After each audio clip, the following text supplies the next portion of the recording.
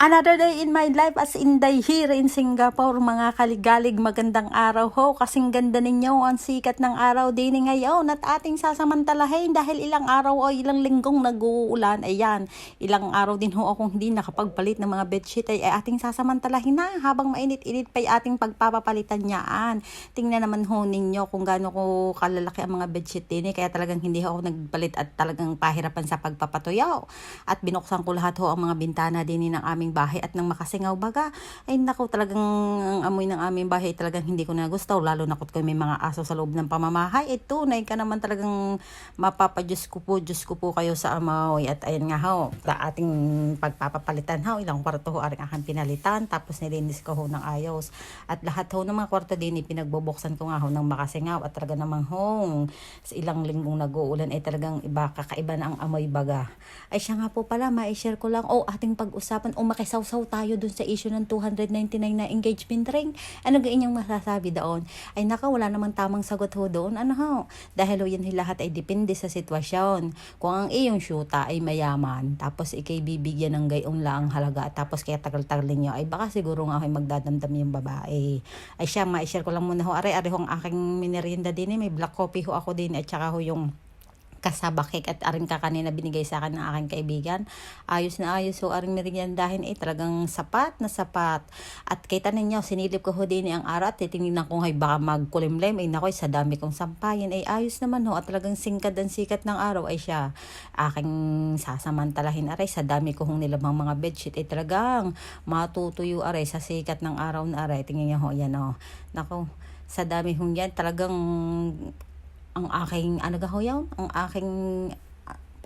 aking paypay ay kasakit na ho niyan dahil sa lalaki ho niyan. Bago ko pa matanggal doon sa mga comforter ay dako sa laking pagod na ho talaga naman kaya lang ay pasalamat ho at nakaulan-ulan din ho at talaga namang ayos ho are bago humapon are toyo. At saka nga ho pala, ma-share ko lang are ho ang aking paboritong tambayan din kita niya ho yung upo ande yan ho, dyan ho ako natambay lalo na ho kapag ako'y nag-e-edit ng mga video. Ayos na ayos ho dyan, talagang napaka-fresh, napakasarap tambayan ho, fresh yung hangin na mo dyan at nakaka-relax ho umupo doon. At ayun nga ho, nung pag-uwi ko ho ng bahay, ako ho'y naghanda na ng aking lulutuin para sa aming hapunan. Ako ho'y magluluto nga ho ng chicken curry day yan. At ayun nga ho, ako ho'y may video nang na-upload about ho din sa recipe kong are. Ayun nga ho, balik ho tayo dun sa 299 na engagement ring ho. Yun nga ho, sabi ko sa inyo, depende sa sitwasyon. Kung ang inyong fiancé ay mayaman at talagang may kaya at alam mo kaya kang bilhan ng mamahaling engagement ring, ay baka nga ho magdadamdam ka kung ikibibigyan ng gayon lang kamura. Pero kung ikaw naman ho, ang iyong fiancé naman ay hindi naman gayong kayaman at talagang sakto galang ang buhay, ay wala kang karapatang magreklamo. Dapat nga appreciate mo pa yun dahil nga naisip pa rin nung bilhan ka ng engagement ring at lalo na mas pipiliin ka pa niya o pinili ka niyang makasama sa kanyang pagtanda. Ano ba, ibibihira din ho ang lalaking magkukumit ng kanyang buhay sa kanyang jowa.